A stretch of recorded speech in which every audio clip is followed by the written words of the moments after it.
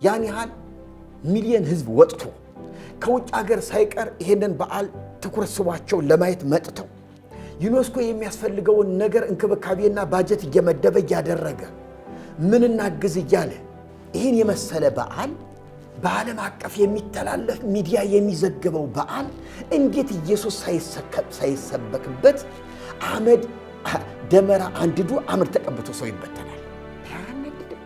እውነት እንዲሁ አንተ አሁን እንዲሁ ኦርቶዶክሲ የምትላት እንዲሁ ይሄ እውነት ለምን ጨርቀን አስጥሎ እንዲሁ አያሳብድህም? ይሄ እኮ እንደብድ ያደርጋል። መስቀሉ ምንድን ነው? ከኢየሱስ የተነሳ ከበረ ካል አክባሪው ኢየሱስ የት ሄደ? ኢየሱስ አይፈለግም ወይ? በዚህ መስቀል የሞተው መድኃኒታችን ኢየሱስ ክርስቶስ ቤዛና መድኃኒት ሆነን ዓለም ይወቅልን።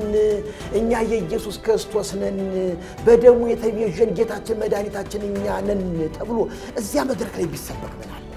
ዓለም ቢሰማ ምን አለ? ኢትዮጵያ ወንጌላዊት ናት፣ ወንጌልን ለዓለም ሰበከች ቢባል ምን አለ? ይሄ እኮ ነው የሚናፍቅ